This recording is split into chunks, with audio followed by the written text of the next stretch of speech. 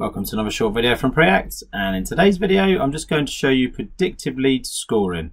This will enable your sellers to prioritize leads based on their score ratings, which will hopefully in turn achieve a higher qualification rate for these leads.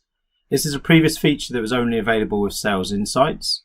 Microsoft have now made this fully available for anyone who has a Sales Enterprise license. Let's just quickly click over here and I'll show you how we set this up. Let's take a look at this feature.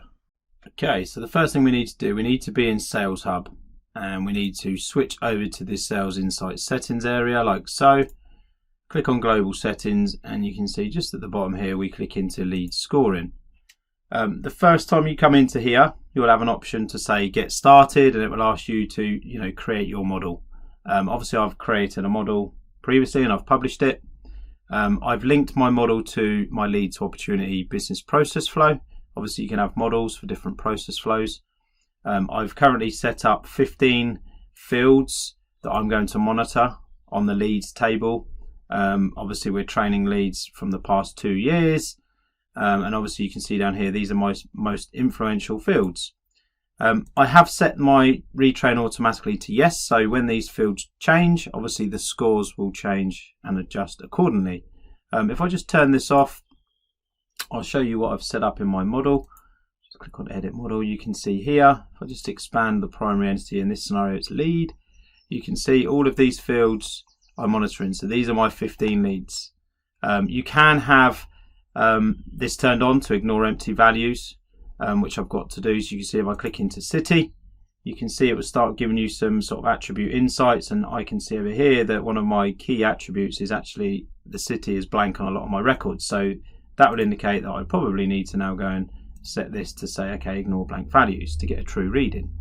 If I click into industry, and you can see this is a field I've turned up, it will give you, it will tell you how many records this field has been populated on, and you can see down here then the key attributes. So typically based on, closed leads, we've got 167, qualification rate is at 36. So if and when outbound customer service is selected on an industry, we've got a 36% chance of this lead being qualified, versus broadcasting, printing and publishing, only 6% of these leads will actually be qualified.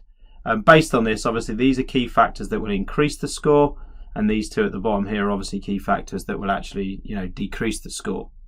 So again, this will be across the board for all of these fields that I've set up. Let me just go back.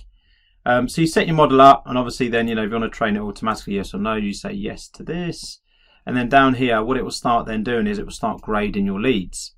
Well, you can then manage these leads, so we can see a lead in here. If I just click edit grades, you can see currently this is 100 to 70. If I wanted to say make that between 100 and 60, you can see it will adjust the other figures accordingly. So a grade A now is between 100 and 60. Let me just move that back.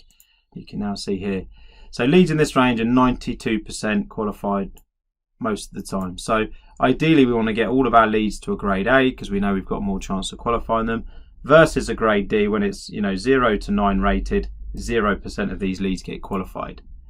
So we can set all this up, we save all of this, and then obviously this will take effect. It will update every 24 hours. Once this is updated, all we need to then do, if we flick back over here to sales and we click on our leads, you can see in here we've got a view called My Open Leads Scored. So you can now see I've currently got 148 leads assigned to myself, and these are obviously the ones that are being scored. So when we look at this, we can see the gradings. So we can see we've got a few B's, a few D's, C's, we've got an A in here as well. Obviously this is improving. So since yesterday, obviously something's changed on this record. And it's obviously, giving it a nice score rating of 72, and it's improving. Whereas this one is declining and it's got a rating of 9.